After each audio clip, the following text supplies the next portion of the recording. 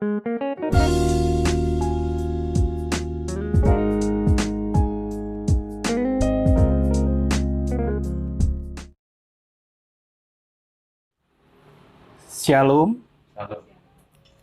Selamat malam Bapak, Ibu, Saudara, warga Gereja Kristen Jawi Wetan, Jemaat Waru, dari wilayah 1 sampai wilayah 12 yang dikasihi Tuhan Yesus. Malam ini kita akan mengadakan ibadah Patuen atau ibadah kunjungan, di mana pada malam hari ini yang berketempatan adalah keluarga Bapak Ibu Sumedi Tertius dari wilayah 1. Atas nama Majelis Gereja Kristen Jawi Wetan dan juga keluarga besar wilayah 1, kami mengucapkan terima kasih kepada keluarga Bapak Ibu Sumedi dan juga keluarga Bapak Ibu Sion Istoni yang sudah menyediakan waktu, tempat, dan sarana prasarana sehingga ibadah pada malam hari ini bisa berjalan dengan baik. Mari Bapak Ibu kita awali ibadah kita pada malam hari ini dengan bersama-sama kita melakukan Kidung Jemaat 424. Kita nyanyikan bait yang pertama saja. Yesus menginginkan dagu.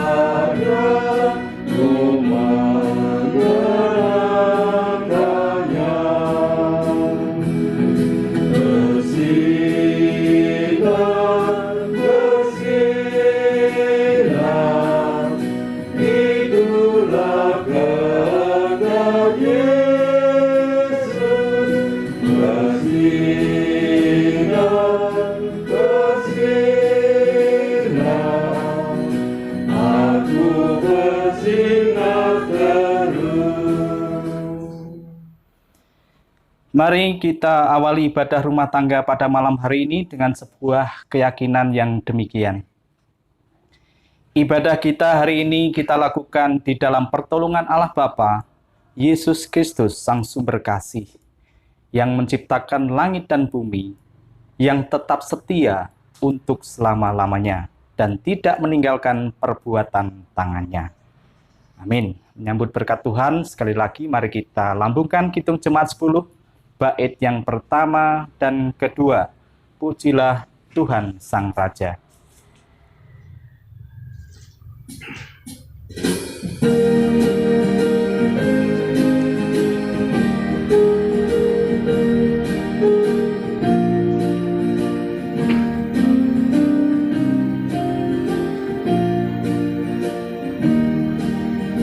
Pujilah Tuhan Sang Raja yang Maha Mulia, segenap hati dan jiwaku pujilah Dia. Datang berkau bila musikmu bergaul, angkatlah puji-pujian.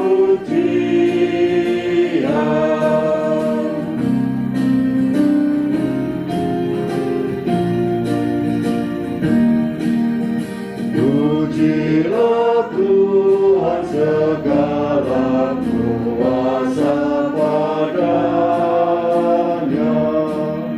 sayap kasih-Nya yang aman mendukung anaknya. Tiada tepik yang kepadamu diberi, tidaklah itu kau rasa. Bapak Ibu yang dikasihi Tuhan Yesus, saat ini kita akan membaca dan mengumpulkan firman Tuhan. Namun sebelumnya mari kita siapkan hati dan pikiran kita supaya Tuhan senantiasa menyertai kita di dalam kita membangun ibadah pada malam hari ini. Mari kita berdoa. Ya Tuhan Allah Bapa di surga, Allah yang kami sembah, kami muliakan di dalam nama Tuhan Yesus Kristus.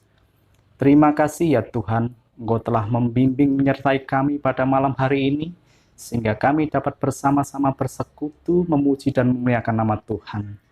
Ya Allah, biarlah Engkau senantiasa menyertai ibadah kami pada malam hari ini, mulai dari awal, pertengahan, hingga selesainya nanti, hingga semuanya berjalan atas kehendak Tuhan sendiri. Ya Tuhan, kami serahkan hidup dan kehidupan kami hanya di dalam kuasa-Mu.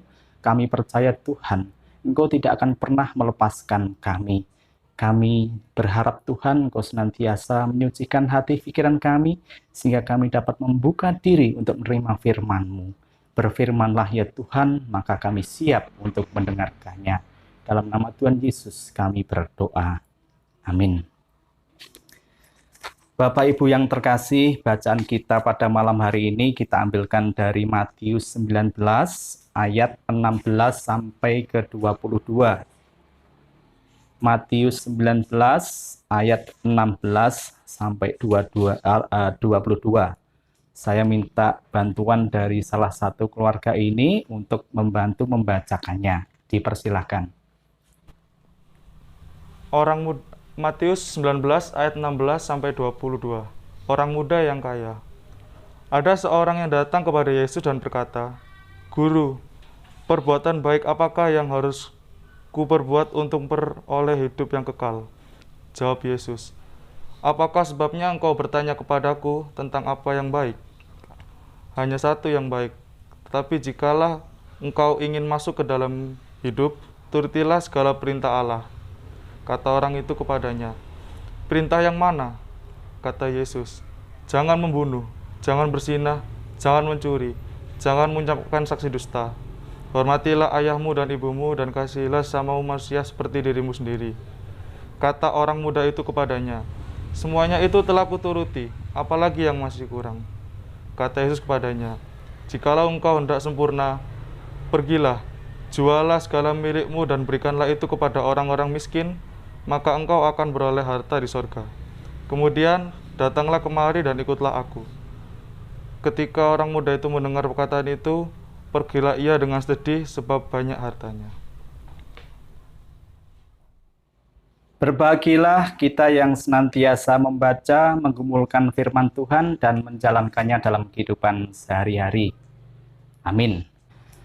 Ya, Bapak Ibu yang terkasih, tidak terasa sudah hampir 7 bulan lebih kita mengalami masa-masa sulit, masa-masa pandemi virus COVID-19. Di tengah situasi yang sulit seperti ini, kita tentunya senantiasa dituntut untuk bekerja lebih keras untuk sekedar survive. Kita dituntut untuk berjuang di dalam memenuhi kehidupan kita masing-masing, di mana situasi kadang-kadang begitu tidak mendukung. Akan tetapi di satu sisi banyak di antara kita juga justru mendapatkan berkah dari situasi kondisi seperti ini. Banyak orang yang berlomba-lomba memanfaatkan situasi ini untuk mendapatkan peluang maupun keuntungan yang sebanyak-banyaknya. Mereka berpikir dan bekerja keras bagaimana menciptakan peluang dan memanfaatkannya dengan sebaik-baiknya. Nah, di dalam situasi seperti ini terkadang justru pergumulan sering terjadi. Kenapa? Karena ketika seorang sudah mulai dikuasai ambisi untuk terus mengumpulkan keuntungan demi keuntungan, kekayaan demi kekayaan, maka terkadang kita menjadi lupa diri. Apa yang ada di dalam benak kita hanyalah harta benda dan segala hal yang bersifat duniawi. Apa yang kita pikirkan hanyalah sesuatu yang bisa memberi kita kehormatan dan kepuasan hidup. Bahwa segala sesuatu yang ada di dunia ini tolak ukurnya hanya satu, yaitu harta semata. Maka kekayaan akhirnya menjadi dewa kehidupan, di mana segala sesuatu diukur dengan berkelimangan dunia harta. Bapak Ibu yang terkasih, di dalam bacaan yang barusan kita baca tadi, paling tidak menggambarkan tentang situasi yang demikian. Alkisah suatu hari, Yesus menerima tamu yang istimewa. Dia digambarkan sebagai anak muda yang sukses, anak muda yang kaya, seorang pemimpin. Di samping itu, dia juga disebutkan sebagai orang yang beriman. Dalam arti dia melakukan hal-hal yang baik yang diajarkan oleh Tuhan sendiri. Setidaknya dari pengakuannya sendiri yang ia sampaikan kepada Yesus bahwa ia sudah melakukan hal-hal baik seperti yang dikehendaki Allah, yaitu tidak membunuh, tidak berzinah, tidak mencuri, tidak mengucapkan saksi dusta, selalu menghormati ayah ibunya, dan juga dia mengasihi sesamanya. Kalau di zaman sekarang orang seperti itu, di mana ada anak muda yang sudah kaya, mungkin sekarang mendapat sebutan baru sebagai seorang sultan. Anak muda yang kaya, sukses itu biasanya karena gelimang harta bendanya mereka mendapat sebutan sebagai seorang sultan. Nah, ini tentunya luar biasa, sudah kaya, sukses, dan mungkin juga rupawan. Ditambah lagi dia mempunyai kelakuan yang luar biasa baik, setidaknya menurut dia sendiri. Tetapi apakah pengakuan dia yang merasa sudah menjadi orang baik itu juga berlaku buat Tuhan Yesus sendiri? Tunggu dulu Bapak Ibu, karena Yesus adalah Tuhan yang benar-benar sempurna. Ia mengerti segala sesuatu yang tidak dimengerti oleh manusia. Yesus paham betul bahwa pertanyaan-pertanyaan dan hal-hal yang disampaikan anak muda tersebut itu lebih bersifat sebagai sebuah kesombongan pribadi. Kenapa? Ya, karena dia dengan tanda kutip sombongnya mengatakan bahwa dia selama ini sudah melakukan hal-hal yang baik. Dia menjauhi semua larangan-larangan yang larangan-larangan dari Tuhan sendiri. Ketika ia melontarkan pertanyaan kepada Yesus tentang perbuatan apa lagi yang harus ia lakukan supaya ia semakin sempurna hidupnya, Yesus paham bahwa pertanyaan itu sebenarnya dia hanya meminta sebuah ketegasan, yaitu bahwa apakah dengan sudah berbuat demikian itu sudah cukup bagi dia untuk memperoleh hidup yang kekal. Wajar kalau orang muda tersebut mempunyai pertanyaan demikian, karena semasa muda ia sudah merasa bekerja keras, membanting tulang demi sebuah kesuksesan yang ia dambakan. Dan usaha kerasnya itu juga sudah dibarengi dengan perbuatan-perbuatan baik yang selama ini juga sudah ia lakukan. Sehingga ia merasa perlu mencari sebuah ketegasan dari Tuhan Yesus. Tuhan, apakah sudah cukup apa yang saya lakukan selama ini? Tetapi Bapak Ibu yang terkasih, masalahnya adalah ketika Tuhan Yesus menantang, dalam tanda kutip, menantang untuk menjual semua kekayaannya dan memberikan kepada orang-orang miskin. Seperti yang tertulis dalam ayat ke-21. Jikalau engkau hendak sempurna, pergilah, jualah segala milikmu, dan berikanlah itu kepada orang-orang miskin. Maka engkau akan beroleh harta di surga. Kemudian datanglah kemari dan ikutlah aku. Ini tentunya sebuah jawaban yang tidak diinginkan oleh anak muda tersebut. Dan apa yang terjadi, Bapak Ibu? Di dalam ayat ke-22 ditertulis demikian. Ketika orang muda itu mendengar perkataan itu, pergilah ia dengan sedih, sebab banyak hartanya. Nah, terjawab sudah apa yang sudah disampaikan oleh anak muda itu di hadapan Yesus. Bahwa ternyata sifat keduniawian yang dia miliki ternyata lebih dominan dari iman yang selama ini ada di dalam dirinya. Ia merasa sedih sebab ia merasa tidak mampu menuruti kata-kata Yesus.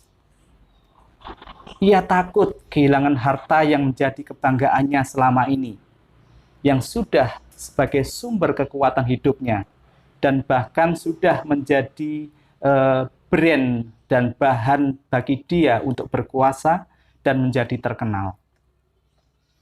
Pada kenyataannya, ia lebih suka mempertahankan kondisi nyamannya, sehingga menolak secara halus, menolak ikut Yesus untuk memperoleh hidup yang kekal. Sebagai seorang manusia biasa, tentunya kita juga bisa memahami apa yang dirasakan oleh anak muda tersebut. Siapa sih yang mau merelakan hasil jerih payah kita, hasil perjuangan kita, hasil pekerjaan kita, sampai kita habis-habisan merintis karir, merintis masa depan ketika kita sudah menggenggam semuanya, akhirnya harus kita lepas begitu saja? Tentunya jarang atau tidak mungkin ada orang yang bisa berbuat seperti itu. Bapak Ibu, apa yang disampaikan Yesus kepada anak muda tersebut tentunya tidak bisa kita terjemahkan secara mentah seperti itu. Yesus mengatakan hal itu tentunya hanya sebuah sanepo dalam bahasa Jawa atau sebuah sindiran saja. Yesus itu tidak menginginkan harta benda kita. Makanya dia tidak perlu untuk meminta apa yang kita miliki. Yesus mengatakan itu karena harta dan uang sering menjadi penghalang utama bagi kita untuk ikut Tuhan. Itulah intinya. Ketika kita sudah bergelimang dengan kekayaan, terkadang menjadi malas dan tidak rela untuk sekedar berbagi dengan sesama. Kita lupa bahwa Tuhanlah yang sebenarnya telah memberkati kita, yang telah memberi rezeki kepada kita. Ini seringkali disinggung-singgung dalam Alkitab. Bahkan Rasul Paulus pernah menulis dalam Matius 19 ayat 24 demikian. Lebih mudah seekor unta masuk melalui lubang jarum daripada seorang kaya masuk ke dalam kerajaan Allah. Itu tertulis di dalam Matius 19 ayat 24. Pertanyaannya adalah, apakah dengan demikian kita orang-orang percaya ini tidak boleh memiliki harta dunia? Apakah orang-orang Kristen itu tidak boleh kaya? Jawabannya jelas Bapak Ibu, tidak demikian. Yesus sendiri tidak pernah melarang kita untuk menjadi kaya. Bahkan di dalam Yohanes 10 ayat 10 tertulis demikian. Aku datang supaya mereka mempunyai hidup dan mempunyainya dalam segala kelimpahan.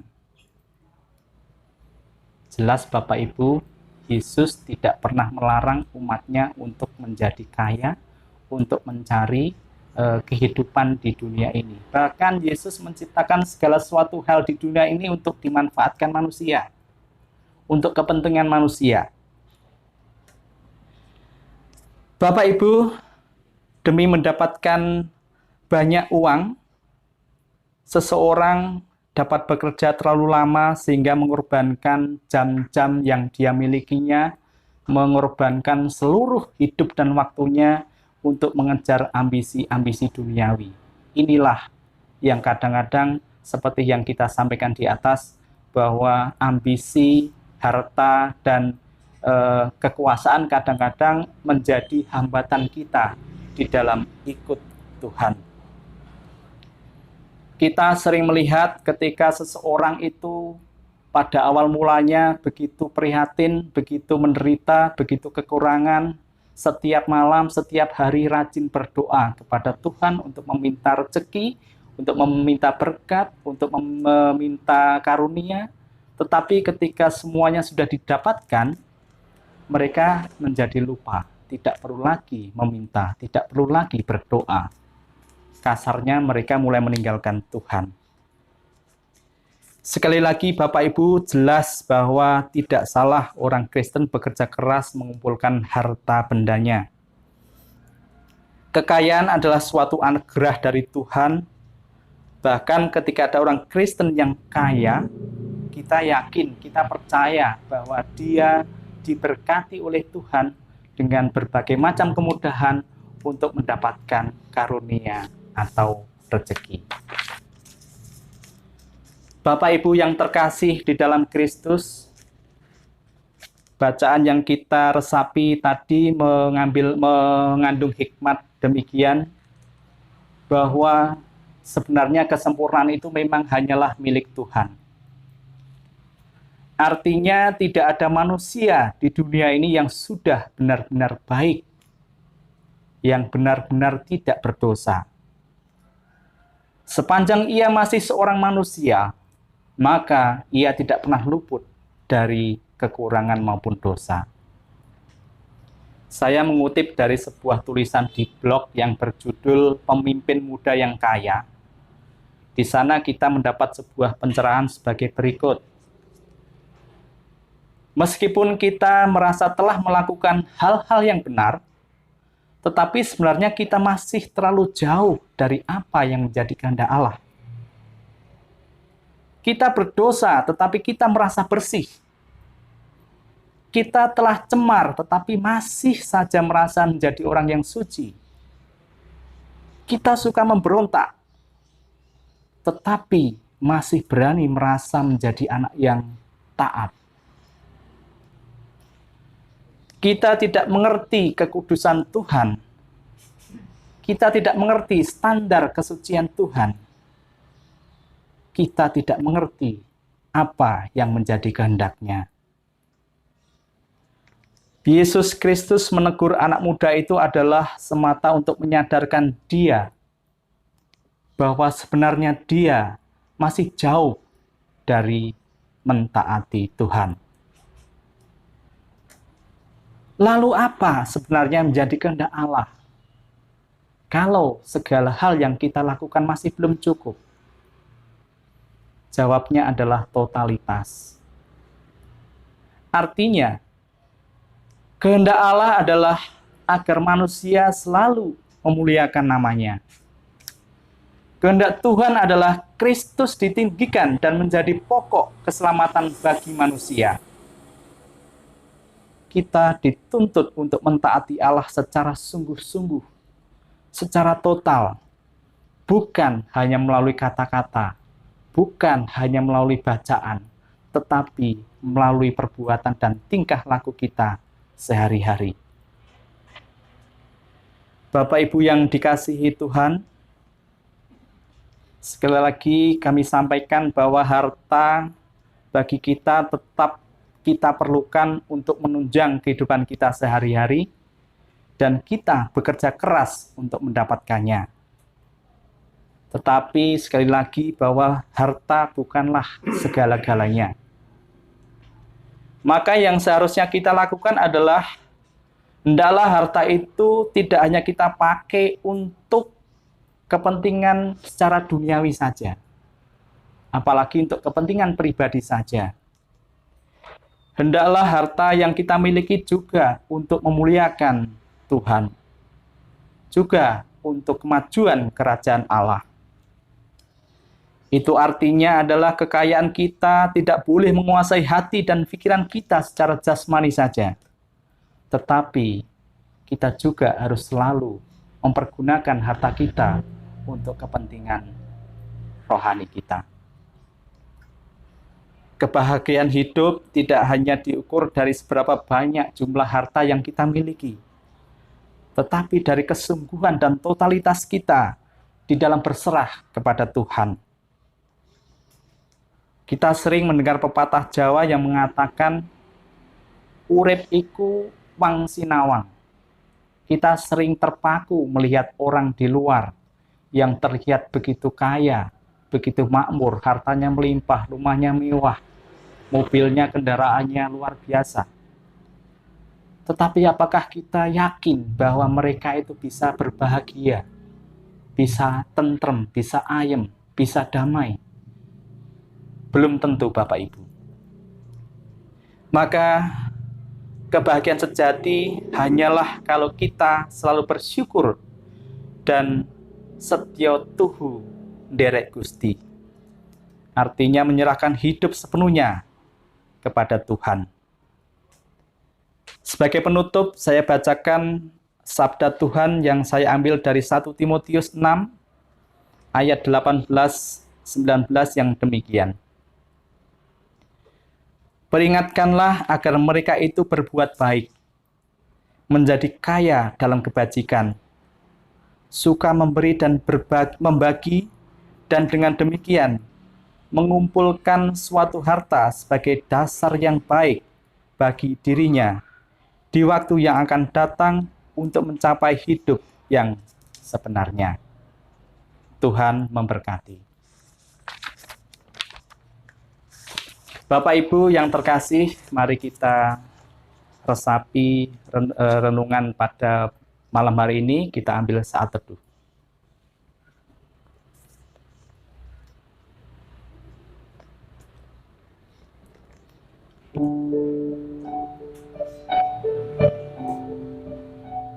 Tuhan, betapa beruntungnya kami memiliki Allah seperti Engkau, yang selalu mengajarkan kepada kami tentang indahnya kasih dan kesetiaan. Engkau senantiasa mengajarkan kami untuk tidak diperbudak oleh hawa nafsu, harta, dan keserakahan duniawi. Engkau selalu mengulurkan tangan-Mu untuk menuntun kami supaya tidak tersesat. Tuhan, kami sungguh percaya bahwa segala apa yang kami miliki adalah wujud kasih Tuhan yang tiada berkesudahan. Betapa harta benda yang kami miliki semua adalah titipan dari Tuhan sendiri. Sungguh Tuhan, kami tidak memiliki apa-apa. Kami bukan siapa-siapa. Ketika kami mencukupi segala kebutuhan kami, sungguh kami sadar bahwa itu semua atas kuasa roh dan kuasa Tuhan sendiri. Tuhan, ajarilah kami untuk senantiasa berbagi berkat kepada sesama kami. Ajarilah kami untuk bisa mempergunakan setiap anugerah-Mu sesuai dengan apa yang Tuhan kehendaki. Tuhan, kami serahkan kehidupan kami hanya kepada-Mu, karena dengan berserah kami percaya Tuhan, Engkau pasti datang untuk memberikan kebahagiaan dan kedamaian yang sejati dan hidup yang kekal. Amin. Bapak Ibu yang terkasih, setelah kita mendengarkan firman Tuhan, mari kita ungkapkan rasa syukur kita dengan memberikan persembahan yang sudah kita persiapkan dari rumah masing-masing. Sebagai dasar dalam kita mengumpulkan persembahan, saya ambilkan dari 2 Korintus 9 ayat 7, yang demikian bunyi firman Tuhan. Hendaklah masing-masing memberikan menurut kerelaan hatinya, jangan dengan sedih hati atau karena paksaan, sebab Allah mengasihi orang yang memberi dengan sukacita. Mari kita mengumpulkan persembahan dengan diiringi lagu dari Kidung Jemaat 450, bait yang pertama, Hidup Kita Yang Benar.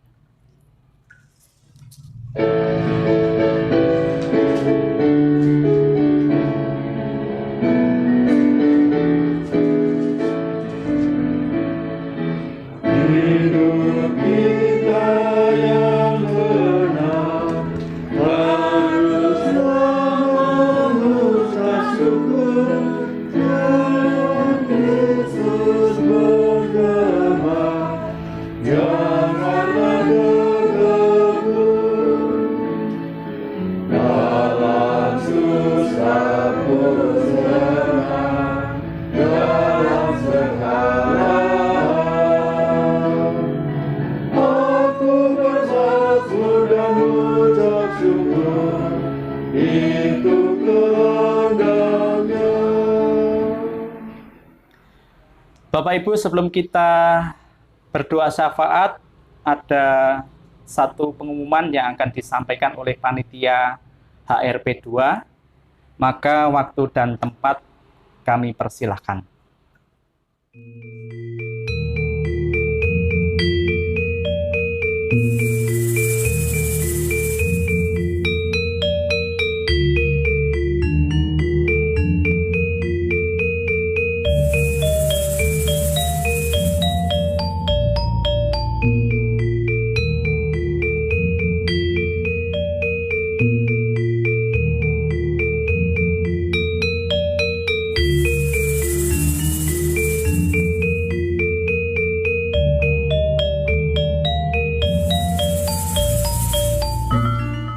Shalom, salam damai sejahtera di dalam Kristus Yesus. Puji syukur kami naikkan kepada Sang Pemilik Gereja atas perkenannya, sehingga kami sampai pada hari ini diperkenankan untuk memberikan dan menghayati ucapan syukur kita ini kepada Tuhan melalui ibadah Hari Raya Persembahan yang kedua. Pada kesempatan kali ini kami diberikan kesempatan untuk mengambil tema Imamat 11 ayat 5, persembahanku kepada Tuhan yang berkenan memberkati. Kegiatan kami kali ini memiliki semangat yang luar biasa. Walaupun dalam kondisi pandemi COVID-19 seperti ini, kami masih bisa menyelenggarakan acara ini berkat Tuhan. Dengan mengikuti sikap dan anjuran dari pemerintah dalam menjalankan protokol kesehatan, maka kami mengadakan ibadah secara online. Kegiatan Hari Raya Persembahan yang kedua akan dilaksanakan sebagai berikut. Yang pertama adalah ibadah IHRP 2 yang akan dilaksanakan pada tanggal 8 November 2020. Di mana pada saat berlangsungnya ibadah tersebut, jemaat diperkenankan untuk memberikan persembahan yang terbaik melalui persembahan ucapan syukur HRP yang kedua. Kegiatan yang kedua adalah Basar IHRP 2 yang akan dilaksanakan pada hari Minggu 8 November 2020. Di mana panitia akan menyediakan segala makanan siap saji yang bisa dipesan mulai tanggal 27 Oktober sampai 2 November dan akan didistribusikan pada tanggal 8 November 2020. Demikian rangkaian kegiatan HRP kedua kali ini. Besar harapan kami kegiatan ini bisa memberikan dampak yang positif dan kita tetap bisa menjadi saluran berkat bagi sesama ciptaan Tuhan. Ingat, Anda tetap di rumah, kami yang akan mengantarkan pesanan Anda. Stay at home, stay at GKCW Channel. Tuhan Yesus memberkati pelayanan kita semua. Amin.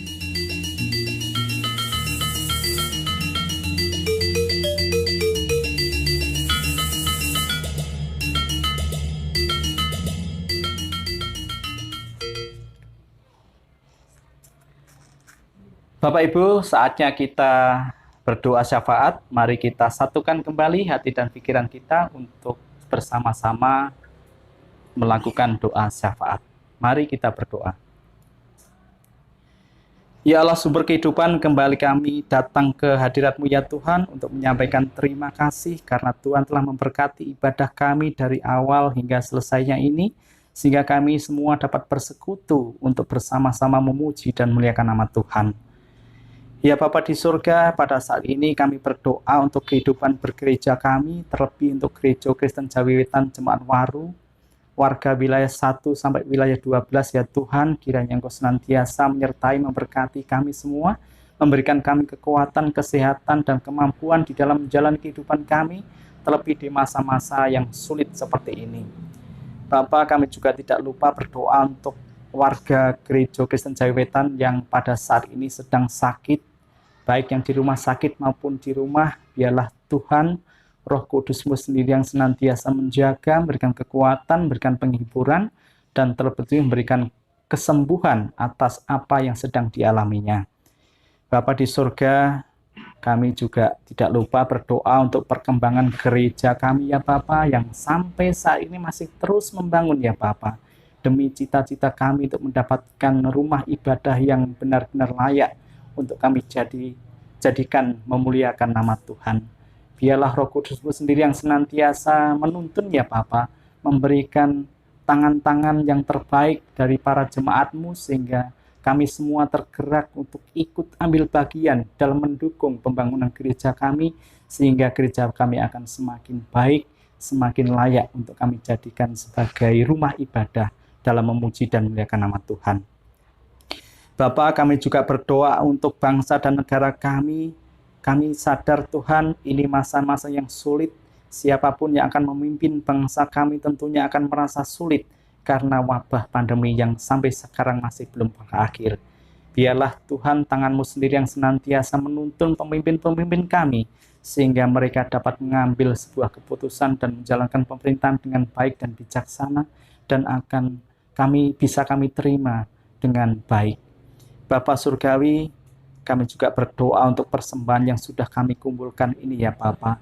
Kami percaya Tuhan, Engkau tidak menilai dari besarnya persembahan yang kami kumpulkan, tapi kami percaya Tuhan, semua kami berikan dengan segenap ketulusan hati kami, sebagai ungkapan rasa syukur kami atas setiap berkat yang Tuhan berikan kepada kami. Bapa di surga, demikian seluruh doa kami ya Bapa, yang jauh dari sempurna ini senantiasa kami serahkan di dalam nama Tuhan Yesus Kristus yang mengajar kami berdoa. Bapa kami yang ada di surga, dikuduskanlah nama-Mu, datanglah kerajaan-Mu, jadilah kehendak-Mu di bumi seperti di surga. Berikanlah kami pada hari ini makanan kami yang secukupnya, dan ampunilah kami akan kesalahan kami, seperti kami juga mengampuni orang yang bersalah kepada kami. Dan janganlah membawa kami ke dalam pencobaan, tetapi lepaskanlah kami daripada yang jahat, karena Engkau-lah yang punya kerajaan, dan kuasa, dan kemuliaan sampai selama-lamanya. Amin. Bapak Ibu yang terkasih, mari kita akhiri ibadah kita pada malam hari ini. Kita akan nyanyikan sekali lagi dari Kidung Jemaat 400, bait yang pertama, Kudaki Jalan Mulia.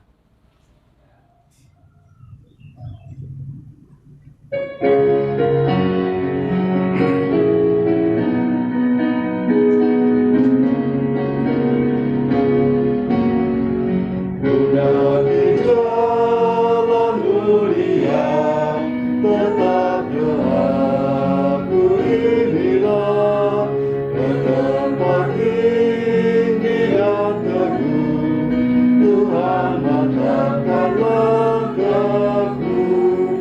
Oh Tuhan, angkat diriku lebih dekat kepadamu, di tempat tinggi dan teguh, Tuhan mantapkan langkahku. Mari kita arahkan hati dan pikiran kita untuk menerima berkat dari Tuhan. Tuhan memberkati kita dan melindungi kita. Tuhan menyinari kita dengan wajah-Nya dan memberi kita kasih karunia. Tuhan menghadapkan wajah-Nya kepada kita dan memberi kita damai yang sejahtera. Bapa, terima kasih.